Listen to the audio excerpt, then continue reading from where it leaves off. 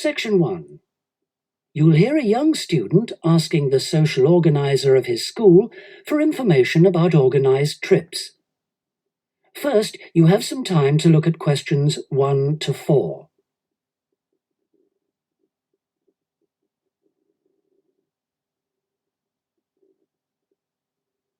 Listen carefully and answer questions 1 to 4. Good morning. Good morning. How can I help you? I understand that the school organizes trips to different... Yes, we run 5 every month. 3 during weekends and 2 Wednesday afternoon trips. What sort of places? Well, obviously it varies, but always places of historical interest, and also which offer a variety of shopping because our students always ask about that. And then we go for ones where we know there are guided tours because this gives a good focus for the visit. Do you travel far? Well, we're lucky here, obviously, because we're able to say that all our visits are less than 3 hours' drive. How much do they cost? Again, it varies. Between £5 and £15 a head, depending on distance. Oh, and we do offer to arrange special trips if, there are more than 12 people. Oh, right. I'll keep that in mind. And what are the times normally? We try to keep it pretty fixed so that students get to know the pattern. We leave at 8:30 a.m. and return at 6 p.m. We figure it's best to keep the day fairly short. Oh, yes. And how do we reserve a place? You sign your name on the notice board. Do you know where it is? I saw it this morning. And we do ask that you sign up 3 days in advance, so we know we've got enough people interested to run it, and we can cancel if necessary, with full refund, of course. That's fine, thanks. Before you hear the rest of the conversation, you have some time to look at questions 5 to 10.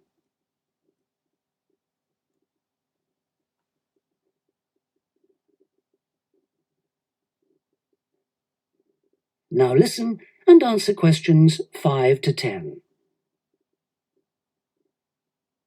And what visits are planned for this term? Right, well, I'm afraid the schedule hasn't been printed out yet, but we have confirmed the dates and planned the optional extra visits, which you can also book in advance if you want to. Oh, that's all right.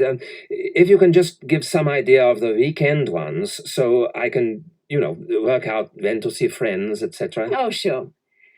Well, the first one is St. Ives. That's on the 13th of February, and we'll have only 16 places available, because we're going by minibus.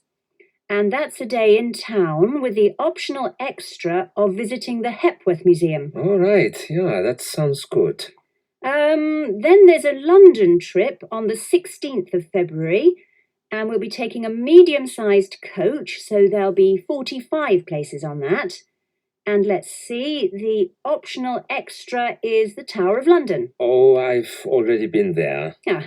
After that, there's Bristol on the 3rd of March. Where? Bristol, Bristol. Okay. That's in a different minibus with 18 places available. Oh, and the optional extra is a visit to the SS Great Britain. Okay. We're going to Salisbury on the 18th of March, and that's always a popular one because the optional extra is Stonehenge. So we're taking the large coach with 50 seats. Oh, good. And then the last one is to Bath on the 23rd of March. Oh, yes. Is Bath the Roman city? Yes, that's right. And that's in the 16-seater minibus. And where's the optional visit? It's to the American Museum. Well worth a visit. Okay, well, that's great. Thanks for all that. My pleasure. Oh, by the way, if you want more information about any of the trips, have a look in the student newspaper. Okay. Or have a word with my assistant. Her name is Jane Yentob. That's Yentob. Right, I've got that. Thank you very much for all your help. You're very welcome. I hope you enjoy the trips. That is the end of section 1.